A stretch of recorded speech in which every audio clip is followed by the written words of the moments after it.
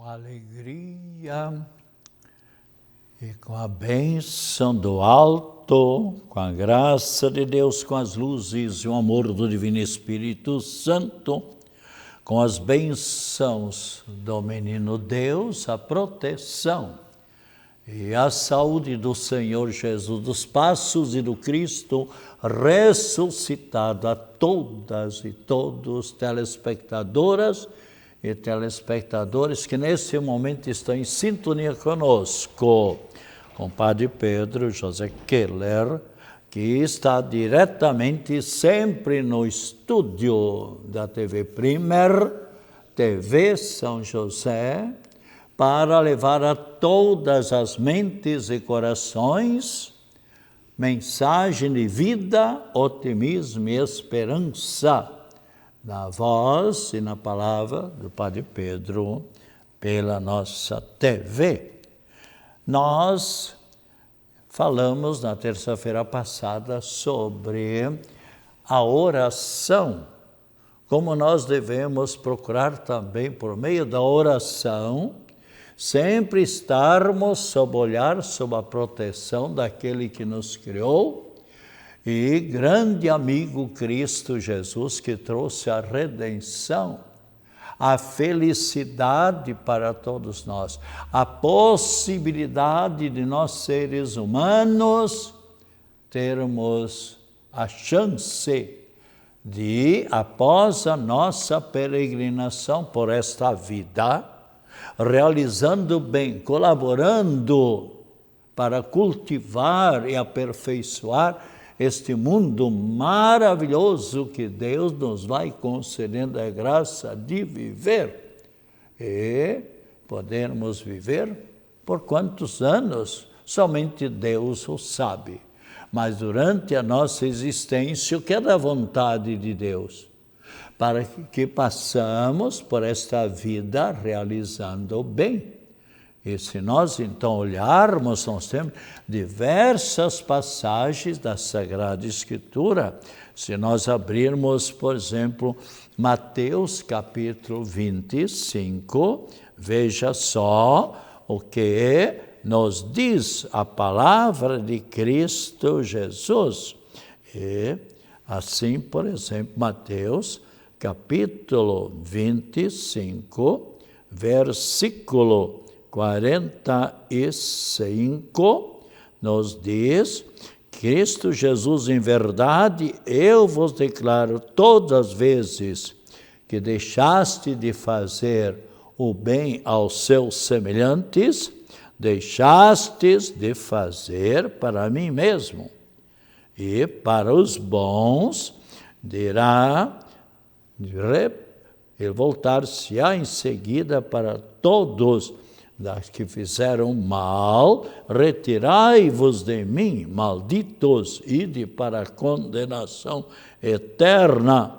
Ao passo que para os bons, está bem claro, capítulo 25 e versículo 40, todas as vezes que fizeste isto a um destes meus irmãos menores, foi a mim mesmo que eu fizestes. Então, versículo 40, Cristo Jesus aprova todo o bem que nós fazemos, ao passo que no versículo 45, Cristo rejeita os que não fizeram o bem que deviam fazer. Por isso, Cristo Jesus disse muito claramente, os 10 mandamentos que Deus deixou para Moisés lá no Monte Sinai, se resume nos 2, por assim dizer. Nesses 2 estão todos, incluídos todos os mandamentos. Amar a Deus e amar o seu semelhante. Quem ama a Deus e o seu semelhante, procura ser um bom pai, uma boa mãe, um bom filho, uma boa filha. O 6º mandamento procura respeitar a todas as pessoas, as crianças.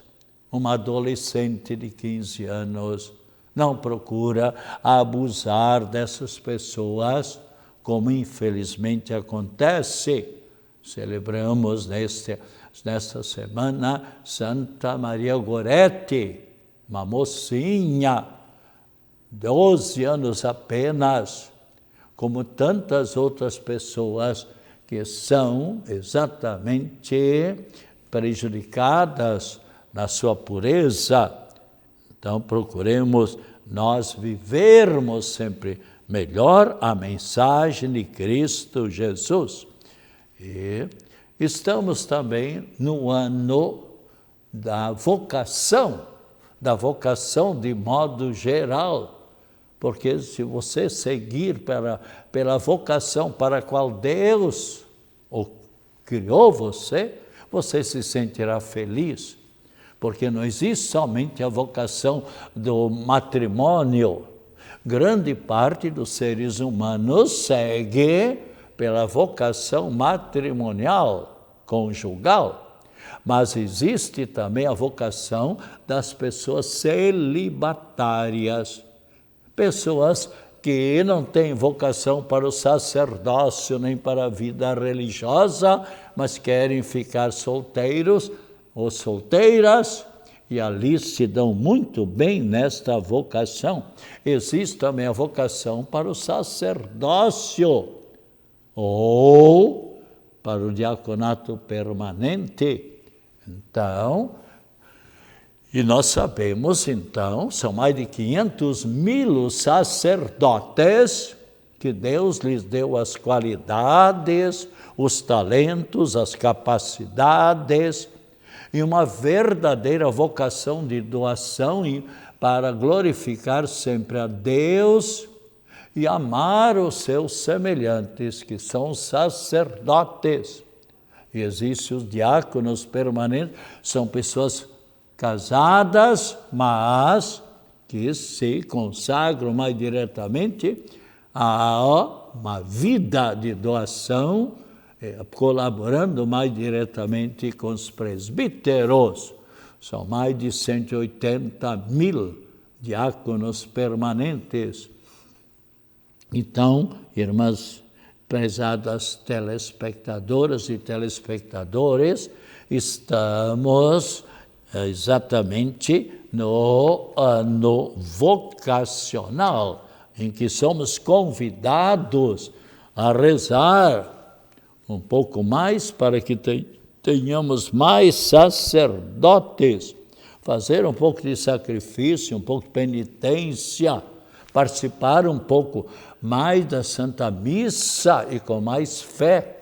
E lemos claramente em Mateus, capítulo 9, versículo 37, você poderá abrir a sua Bíblia e vai ver o que nos diz Cristo Jesus. Mateus capítulo 9, versículo 37, se você abrir a sua Bíblia, você encontrará Cristo Jesus que nos diz claramente. Mateus, então, capítulo 9, versículo 37, onde Cristo diz: disse então Jesus aos seus discípulos: a messe é grande, mas os operários são poucos. Pedi, pois, ao Senhor da messe que envie mais operários para a sua messe. Olha quanto é importante o sacerdote, o mensageiro de Deus. Temos os diáconos permanentes, que são também auxiliares, mas os diáconos não podem celebrar a Santa Missa, não podem administrar o sacramento da unção dos enfermos, não podem atender aquilo que Cristo diz. Nós lemos claramente em São João, capítulo 18, versículo 20. Cristo soprando sobre os apóstolos, o sopro é sinal de vida. Soprou a graça de Deus. E o que é que Cristo diz? Recebei o Espírito Santo aqueles a quem vós perdoardes os pecados ficarão perdoados. Nós estamos agora falando e vamos continuar em mais dias de reflexão, falando um pouco sobre a oração. E sabemos que a oração das orações é a Santa Missa. Por quê? Porque o próprio Cristo Jesus veio ao nosso encontro em cada Santa Missa, rezando conosco, oferecendo-se a si mesmo a Deus Pai, pedindo perdão a Deus Pai por nós, pedindo as graças abundantes em favor de todas e todos aqueles que ali participam da celebração eucarística. Então, especialmente, nós sabemos que nós amaremos muito mais e participaremos bem melhor da Santa Missa e, consequentemente, receberemos mais graças em cada Santa Missa a qual nós participarmos, se tivermos um maior conhecimento. Podemos muito, e se você desejar, encaminhe algumas perguntas para a gente esclarecer certos pontos. Então, assim, por exemplo, alguém perguntou-me, por que o padre reza paramentado, usando vestes especiais? Isto, numas palavras bem simples, para mostrar a importância da Santa Missa. Podemos ver que as vestes que os sacerdotes, diáconos, bispos e o Papa usa para distinguir um pouco, para dizer que uma coisa é a vida civil, outra coisa é agora, quando estamos mais em contato com Deus, a oração.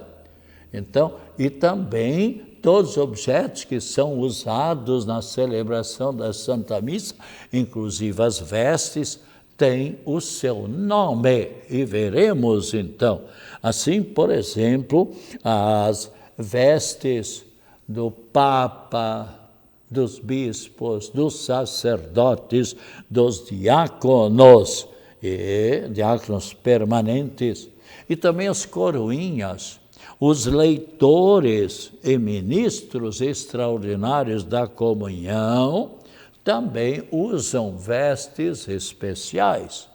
E vamos ver aqui, por exemplo, os sacerdotes usam uma veste grande branca, chamada túnica ou alva. Alva quer dizer branco. Nós devemos nos apresentar diante de Deus sempre com um coração purificado, um coração limpo. Então, a alva, a túnica, que o sacerdote usa para, veja bem, para celebrar a Santa Missa, para administrar todo e qualquer sacramento de modo geral, usa a alva, o sacramento do batismo, ou para administrar o sacramento da confirmação. Nesse domingo, ainda diversos adolescentes e jovens receberam o sacramento. Aliás, foi no outro domingo, o padre Gilson, representando o arcebispo, padre Gilson Moira, que presidiu a Santa Missa e administrou este sacramento para 31 moças ou adolescentes e rapazes igualmente, esse sacramento para confirmá-los na fé e no amor a Cristo Jesus.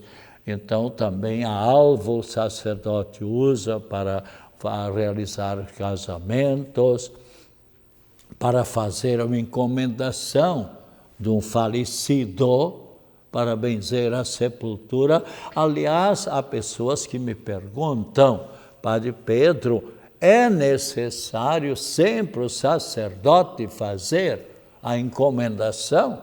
Não, o diácono pode fazer. ou ministros da encomendação. Ministros, pode ser uma senhora, uma moça, ou um senhor, ou um moço, que faça ali uma oração. E, aliás, é bom saber, o Ministério da Saúde, nesse tempo da pandemia, pede que as encomendações, ou seja, a oração, junto às pessoas falecidas, não sejam demoradas. Faça a oração, deem a bênção com água benta, se tiver água benta, caso contrário, a bênção do sacerdote, ou do diácono, ou do ministro, ali tem o mesmo valor. E não é necessário também o sacerdote ir sempre ao cemitério para sepultar, na hora da sepultura, para abençoar. O sacerdote pode, o diácono, abençoar as sepulturas noutra ocasião, ou dar uma bênção geral para todos os que estão ali enterrados, os que faleceram. Isso tem a importância. E mesmo se não tiver a possibilidade de um sacerdote ou de um diácono ou ministro da sepultura estar ali presente, um parente poderá, naquele momento ali no cemitério, fazer uma oração, um Pai Nosso, uma Ave Maria, por exemplo, pode dirigir uma palavra, porque nós ouvimos aqui claramente a palavra de Cristo Jesus. A messe é grande, mas os operários são poucos. As pessoas nem sempre têm chance. Um sacerdote, por exemplo, não pode, ao mesmo tempo, como você, professora ou professor, ou qualquer um de nós, não podemos estar ao mesmo tempo em 2 lugares, a não ser certos santos e santas que tiveram esse privilégio chamado da bilocação. Bilocação, quer dizer, bis, 2 vezes. Locação quer dizer lugares. Então, estar ao mesmo tempo em 2 lugares ao mesmo tempo. Por exemplo, o grande santo aqui da Serra, Bruno, processo de canonização, ele, já falei com pessoas que me garantiram que São Bruno estava em 2 lugares ao mesmo tempo. Santo Antônio, quando a mãe dele faleceu, ele se encontrava lá na sua paróquia com todos os problemas de uma paróquia, e a mãe faleceu em Lisboa. Ele estava, então, lá na Itália e, ao mesmo tempo, fazendo o enterro da mãe. E assim diversos santos. Mas ali é um privilégio todo especial. Bem, nós estávamos, então, falando sobre as vestes. O padre, então, usa para a celebração de qualquer sacramento a veste chamada alva ou túnica e a estola e os paramentos. Depois da estola, a casula. Casula é o padre para celebrar a Santa Missa. Mas também não é necessário no calor, ou mesmo no inverno, o sacerdote, basta ele usar a túnica ou a veste, essa veste grande branca, com a estola. E vocês devem ter notado que o sacerdote usa 4 cores diferentes. O branco, simbolizando a alegria, simbolizando a pureza, a graça de Deus. Tanto a estola como a casula, então, são de 4 cores, o branco, o vermelho. Alguns perguntam, por que o padre usa o vermelho? O vermelho, por exemplo, é usado na Sexta-feira Santa, quando Cristo Jesus deu a sua própria vida, o sangue e o martírio, ou a missa de santas ou de santos é o vermelho, o mártir. Então, quando o sacerdote usa o vermelho, e assim algumas festividades em honra do Divino Espírito Santo, o Espírito de amor, ali os sacerdotes, o Papa, o bispo, os diáconos. E pode notar, se vocês olham, por exemplo, o Papa de vermelho, lá na sua paróquia também o sacerdote, de modo geral, usa o vermelho, a não ser por uma exceção. Então, o branco, o vermelho, o roxo, que então é usado assim para as missas de falecimento. Então, também o padre, quando vai fazer encomendação, de modo geral, usa o roxo. E o verde, símbolo da esperança. Poderão notar que em toda parte pelo mundo, lá no Japão, se você estiver em sintonia com uma TV que está transmitindo a missa lá do Japão, ou de Moscou, de qualquer lugar, os sacerdotes, nos domingos agora, de modo geral, é um tempo chamado na Igreja Católica o tempo comum. Nesse domingo estaremos celebrando o 13º domingo do tempo comum. Tempo comum é um tempo em que a igreja vai catequizando as pessoas, vai orientando. Então, os diáconos, os coroinhas, tem paróquias que os coroinhas também acompanham a mesma cor que os sacerdotes usam. E assim, então, por exemplo, as vestes. Os leitores também e os diáconos de ministros extraordinários da comunhão, em geral, usam uma veste, aí depende de cada paróquia. Não existe assim uma lei que todo mundo tem que ser assim, especialmente os leitores. Ali cada paróquia em sintonia com o padre, a igreja deixa certa liberdade. Agora, para os sacerdotes, não. Se aqui, por exemplo, em Florianópolis, ou aqui, eu, por exemplo, aqui na paróquia Nossa Senhora do Carmo, em Coqueiros, um domingo está marcado para celebrar vermelho, festividade do Espírito Santo, você pode perceber que em toda parte no mundo os sacerdotes usam o vermelho. Assim também nos outros domingos, então, a veste. Então, os sacerdotes paramentados com os ministros, com o diácono, nem sempre tem diácono, nem todas as paróquias tem o diaconato, os diáconos. Aí depende do pároco, enfim. Há paróquias que têm, outros não têm. Mas, então, ali começa a Santa Missa, em geral, na caminhada pelo corredor central. Inicia dizendo: a nossa proteção está no nome do Senhor, que fez o céu e a terra.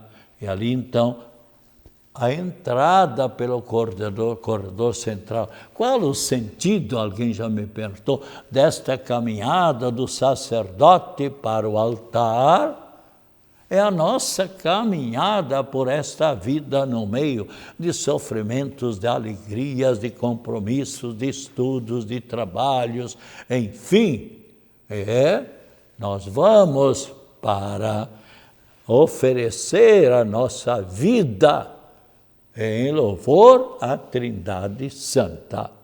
Hoje, então, vamos terminando por aqui e na terça-feira que vem vamos continuar aqui na explicação da Santa Missa. Muita questão, muita coisa você vai ver que você vai aprendendo algo que talvez não sabia. Por isso, exatamente, há muitas pessoas, e especialmente hoje, os santos de hoje. Santa Maria Goretti, uma pessoa que foi canonizada em 1950, eu me lembro, era estudante na época, se falava onde sempre as canonizações, missas de canonização, eram realizadas dentro da grande igreja lá de Roma, de São Pedro. Mas esta, devido à multidão de pessoas, foi feita uma das primeiras missas de canonização em praça pública, com Santa Maria Goretti, uma adolescente com 12 anos, que foi tentada pelo Alexandre Serinelli, que queria seduzi-la, e ela, de modo algum, Alexandre, isso é pecado, isso não era vontade de Deus, então ele tinha ali um punhal consigo, se vingando, deu 14 punhaladas nesta adolescente, que pode ser exemplo para todas a juventude. E o que pretendes fazer é pecado. Então, Santa Maria Goretti, São Domingas, e igualmente Santa Isaías e os demais santos.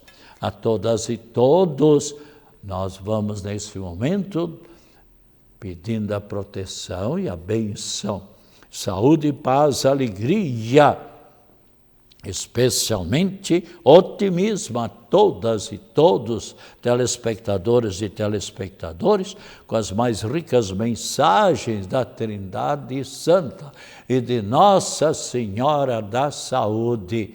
Lembre-se que sempre temos nas quartas-feiras a missa aqui em favor de todas as pessoas enfermas, aqui na paróquia de Nossa Senhora do Carmo de Coqueiros, com a imagem de Nossa Senhora da Cabeça. Então, a saúde, a proteção Nossa Senhora da Cabeça e a nossa prece em favor de todas as pessoas enfermas e também agora a bênção de Deus em favor dos doentes, a bênção da água, em nome do Pai, do Filho e do Espírito Santo. Amém. Beba com muita fé e devoção essa água abençoada, ele fará um grande bem e retornaremos na próxima terça-feira às 2h30, levando a todas esta mensagem, se Deus quiser.